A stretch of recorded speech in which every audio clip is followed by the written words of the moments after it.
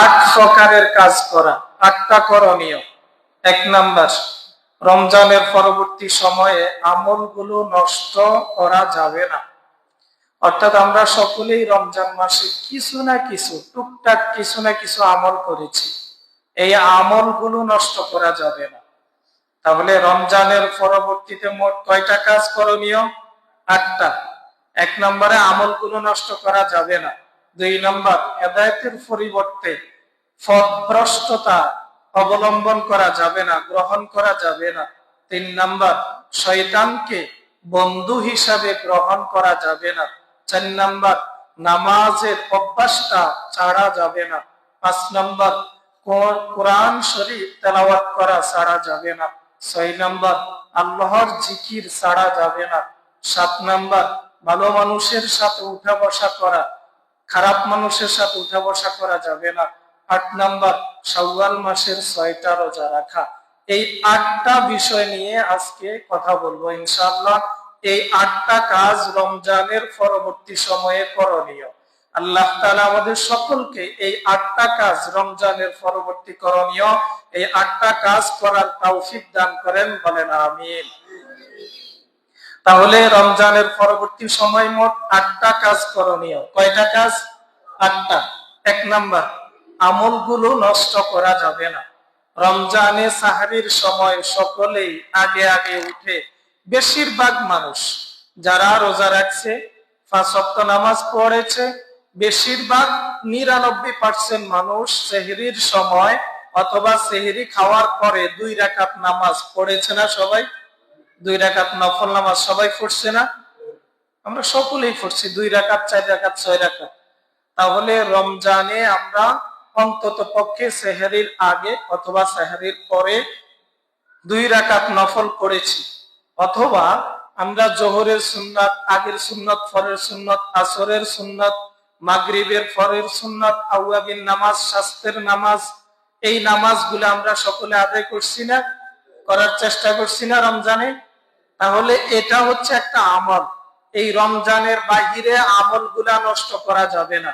এই রমজানের ভিতরে যে আমলগুলা করেছি, রমজানের বাহিরে আল্লাহ তাআলা আমাদেরকে আমলগুলা আরো জোরালো ভাবে বেশি বেশি করে করার তৌফিক দান করেন, বলেন আমিন। দুই নাম্বার, হেদায়েতের পরিবর্তে পথভ্রষ্টতা গ্রহণ করা যাবে না। রমজানে আল্লাহ তাআলা আমাদেরকে হেদায়েত দিয়েছেন। রমজানে আল্লাহ তাআলা আমাদেরকে কি দিয়েছেন? হেদায়েত দিয়েছেন। যদি হেদায়েত না দিত আমরা রোজা রাখতে পারতাম নি, নামাজ পড়তে পারতাম নি? পারতাম না। রোজা রাখতেও পারতাম না, নামাজ পড়তেও পারতাম না। আমরা এই রমজান মাসে সুস্থতার সাথেও থাকতে পারতাম না। রমজানে মানুষ অসুস্থ হয়নি? একটু কথা বলিয়েন। রমজানে মানুষ অসুস্থ হয়নি? হাসপাতালে ছিল নি? মানুষ অ্যাক্সিডেন্ট করছে নি? করছে। সেখান থেকে আল্লাহ তাআলা আমাদেরকে রক্ষা করছে নি? করছে। তাহলে আল্লাহ তাআলা আমাদেরকে হেদায়েত দিয়েছেন। হেদায়েত দিয়ে রোজা রাখা তৌফিক দিয়েছেন, নামাজ পড়ার তৌফিক দিয়েছেন। এখন রমজানের বাহিরে আমরা আর এক ওয়াক্ত নামাজ পড়বো না, এরকম প্রতিজ্ঞা কেউ করছে নি? রমজানের বাহিরে আর এক ওয়াক্ত নামাজও পড়তেন না, যা পড়ার রমজানে পড়ে ফেলছি, এরকম প্রতিজ্ঞা যেন কেউ না করে। তার মানে হচ্ছে হেদায়েতের পথে আল্লাহ রাখছেন, আমরা যেন পথভ্রষ্টতার পথ না বেছে নেই। হেদায়েতের পথ থেকে পথভ্রষ্টতার পথে আমরা যেন না যাই। 2 নাম্বার। 3 নাম্বার, শয়তানকে বন্ধু হিসাবে গ্রহণ করা যাবে না। রমজানে যারা কিছুই পড়ালেখা পারে না, তারাও বলতো আল্লাহ তাআলা শয়তানকে রমজানে বাঁধি রেখেছে। এরকম কথা বলতো না? আল্লাহ তাআলা শয়তানকে রমজানে বাঁধি রাখছে। আমি শয়তানের সাথে চলবো না, তুই শয়তান, তুই রোজা রাখস না, তোর লগে থাকলে আমার রোজার ক্ষতি হইব, তুই নামাজ পড়স না, তোর লগে থাকলে আমার নামাজের ক্ষতি হবে। এইভাবে তার ওই বন্ধুকে, যে বন্ধু নামাজ পড়ে না, রোজা রাখে না, ওই বন্ধুর সাথে আমরা উঠা বসা চলাফেরা করছি নি? করি নাই? করছি নি? রমজানে করি নাই। এখন রমজানের পরে কি আবার ওই বন্ধুর সাথে উঠা চলাফেরা করা, কথাবার্তা বলা, আড্ডা দেওয়া, এগুলা করা যাবে নি? না, এগুলা থেকে বিরত থাকতে হবে। কারণ তার সাথে শয়তান আছে, সে বেনামাজি, সে চাইবে আপনাকে বেনামাজি বানানোর জন্য। সে যদি নামাজি হইতো সে আপনাকে চাইতো নামাজি বানানোর জন্য। এই জন্য রমজানে শয়তানকে বন্ধু হিসেবে বানানো যাবে না। ওই ব্যক্তি শয়তান যে নামাজের সময় আমাকে বলে আসো খেলাধুলা করবো, নামাজের সময় আমাকে বলবো আসো আড্ডা দিব, সেই শয়তান রূপে আসছে। তাহলে রমজানের পরে পরবর্তী সময়ে 3 নম্বরে আমরা শয়তানকে বন্ধু বানাবো না। 3 নম্বরে আমরা শয়তানকে বন্ধু বানাবো না। আল্লাহ তাআলা আমাদের সকলকে শয়তানকে যেন বন্ধু না বানাইয়া, ভালো লোককে বন্ধু বানাইয়া, নামাজি ব্যক্তিকে বন্ধু বানাইয়া যেন রমজানের পরবর্তী সময় কাটাই দিতে পারি, সেই তৌফিক দান করেন। 4 নাম্বার, নামাজের অভ্যাসটা ছাড়া যাবে না। রমজানে 5 ওয়াক্ত নামাজ, রমজানে এই জোহরের সময়, আসরের সময়, মাগরিবের সময় এই মসজিদের মধ্যে 3 কাতার 4 কাতার মুসল্লি হইতো না? একটু কথা বলেন, হইতো না? হইতো। তার মানে কি? অভ্যাস ছিল, নামাজের একটা অভ্যাস ছিল। আমি রোজা রাখছি, 5 ওয়াক্ত নামাজ পড়তেছি, এটা একটা নামাজের অভ্যাস। রমজানের কারণে নামাজের একটা অভ্যাস হয়ে গেছে, এই অভ্যাসটা ছাড়া যাবে না, এই অভ্যাসটা ছাড়া যাবে না। আমি নামাজি হিসাবে বিবেচিত হয়েছি, রমজানে 5 ওয়াক্ত নামাজ মসজিদে জামাতের সাথে আদায় করেছি। এই 5 ওয়াক্ত নামাজ যেন রমজানের বাহিরেও 5 ওয়াক্ত নামাজ অন্তত যেন মসজিদে আসিয়া আদায় করতে পারি। আল্লাহ তাআলা আমাদের সকলকে রমজানের এই অভ্যাসটা ধরে রাখার তৌফিক দান করেন, বলেন আমিন। 5 নম্বর, কোরআন তেলাওয়াত ছাড়া যাবে না। রমজানে আমরা সকলেই কোরআন তেলাওয়াত করছি, যারা কোরআন তেলাওয়াত করতে জানি তারা সকলেই কোরআন তেলাওয়াত করেছি। এই রমজানের মধ্যে যেরকম কোরআন তেলাওয়াত করেছি, রমজানের বাহিরে অন্তত পক্ষে ফজরের সময় সূরা ইয়াসিন, ফজরের সময় সূরা ইয়াসিন, আর জোহরের সময় যে কোন একটা সূরা, এমনি সুন্নতি সূরা আছে, তারপরে যে কোন একটা সূরা, আসরের সময় যে কোন একটা সূরা, মাগরিবের সময় সূরা ওয়াকিয়া তেলাওয়াত করা, আর ঈশার নামাজের পরে সূরা তাবারাকাল্লাযী, সূরাতুল মুলুক, এই সূরাতুল মুলুকটা অন্তত পক্ষে রমজানের ভিতরে, রমজানের বাহিরে অন্তত পক্ষে ফজরের পরে সূরা ইয়াসিন, মাগরিবের পরে সূরা ওয়াকিয়া আর ঈশার নামাজের পরে সূরা মুলুক তেলাওয়াত করা। তাহলে দৈনিক আপনার তেলাওয়াত যেরকম আপনি রমজানে তেলাওয়াত করতেন, দৈনিক আপনার তেলাওয়াতের মধ্যে আমলনামার মধ্যে আল্লাহ তাআলা আমলটা লিখে দিবেন। এই জন্য রমজানে যেরকম তেলাওয়াত করতেন কোরআন শরীফ, রমজানের পরবর্তী সময়েও কোরআন শরীফ তেলাওয়াত বেশি বেশি করে করা। এই হচ্ছে 5 নাম্বার। 6 নাম্বার, আল্লাহর জিকির ছাড়া যাবে না। রমজানে যে ব্যক্তি রমজানে রোজা রেখেছে তার হাতে সব সময় তাসবিহ ছিল, তার হাতে সব সময় তাসবিহ না থাকলেও অন্তত পক্ষে নামাজের আগে পরে তাসবিহ ছিল। এই তাসবিহ দিয়েছে সে লা ইলাহা ইল্লাল্লাহ, সুবহানাল্লাহ, আলহামদুলিল্লাহ, আল্লাহু আকবার। অনেক মহিলা মা বোনরা আছেন এই রমজানে লা ইলাহা ইল্লাল্লাহর খতম দিবেন। এক খতমে হচ্ছে 1,25,000। এক খতমে কত? 1,25,000। এটা হচ্ছে লা ইলাহা ইল্লাল্লাহর একটা খতম। অনেক মায়েরা আসে আমাকে বলছে হুজুর খতম হয়েছে দোয়া করাইয়া, অথবা তার ছেলের দিক মায়ের অথবা তার স্বামীর দিক বলছে হুজুর আমার খতম হয়েছে দোয়া করাইয়া। তার মানে তিনি এক খতম দিলে 1,25,000 বার লা ইলাহা ইল্লাল্লাহ পড়ছে। 1,25,000 বার, 1,25,000 বার পড়তে কতটুকু সময় ব্যয় হয়েছে? 1,25,000 পড়তে অনেক সময় ব্যয় হয়েছে। তাহলে কেউ এক খতম দিছে, কেউ 2 খতম দিছে। তার মানে কি? তার মানে কি দাঁড়াইলো? তার মানে দাঁড়াইলো যে লা ইলাহা ইল্লাল্লাহর খতম তিনি 1,25,000 বার, এরকম কয়েক লাখ তিনি পড়ছেন।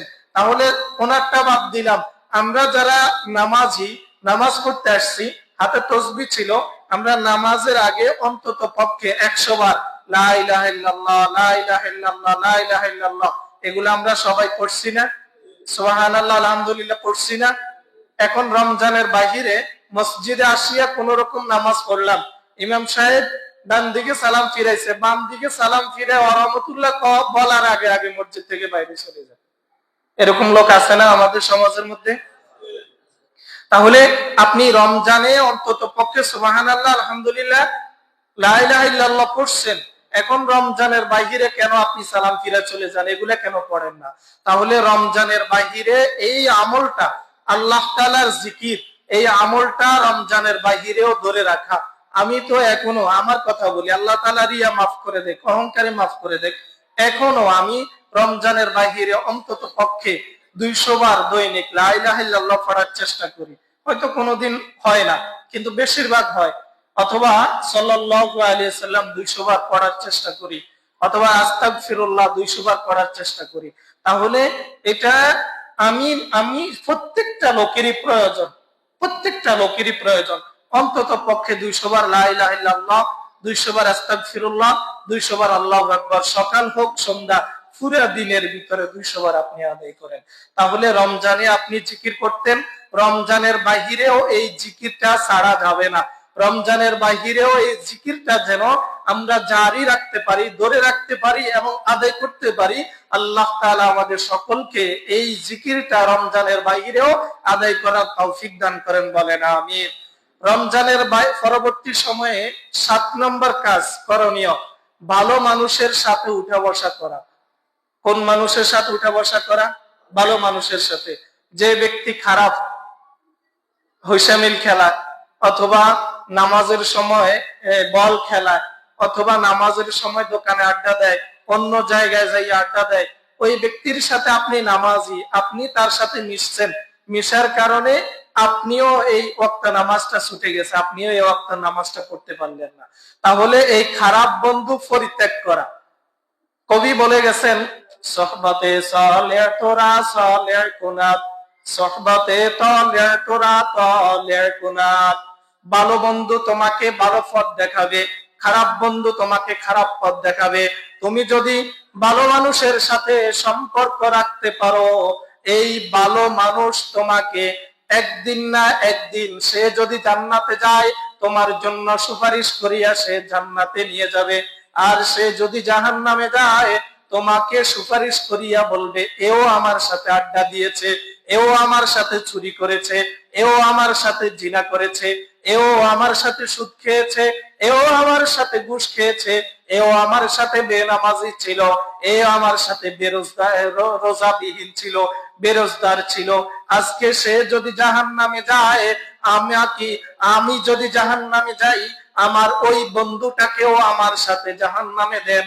এই জন্য শয়তান যদি ফেরেশতার সাথে থাকে, শয়তান ফেরেশতা হয়ে যায়। আর ফেরেশতা যদি শয়তানের সাথে থাকে, ফেরেশতাও শয়তানের মতো আচরণ তার ভিতরে চলে আসে। একজন চোরের সাথে যদি আপনার সম্পর্ক থাকে, একদিন না একদিন আপনি চোর হয়ে ফিরে আসবেন। একজন নামাজির সাথে আপনার যদি সম্পর্ক থাকে, আপনি যদি ডাকাত হন, আপনি যদি চোর হন, আপনি যদি বেনামাজি হন, আপনি যদি জিনাকারী হন, আপনি যদি কবিরা গুনাহকারী হন, একজন নামাজি ব্যক্তির সাথে থাকতে থাকতে এক সময় আপনি ফাঁকা ফুক্ত পরিপূর্ণ ইমানদার, পরিপূর্ণ মুসলমান হয়ে ফিরে আসবেন। তাহলে ভালো লোকের সাথে উঠা বসা করবেন নাকি খারাপ লোকের সাথে?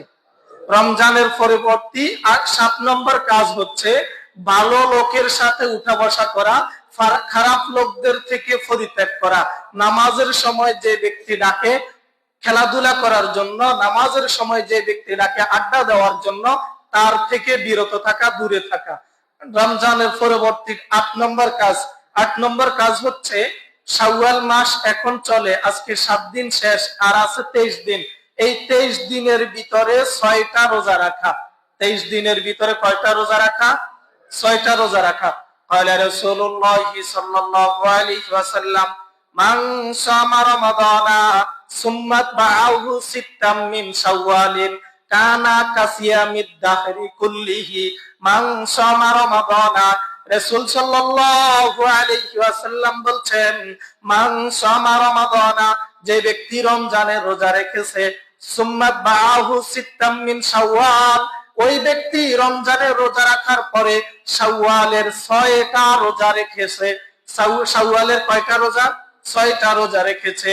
কানা কাসিয়ামিদ দাহরি কুল্লিহি, আল্লাহ তাআলা রমজানে 1 মাস রোজা রাখার কারণে 1 মাস রোজার সওয়াব, কানা কাসিয়ামিদ দাহরি কুল্লিহি, এই শাওয়ালের 6টা রোজা রাখার কারণে আল্লাহ তাআলা তাকে ওই পুরা 1 বছর রোজা রাখলে যে সওয়াব হবে আল্লাহ তাআলা তার আমলনামার মধ্যে ওই সওয়াবটা লিখে দিবেন। সুবহানাল্লাহ।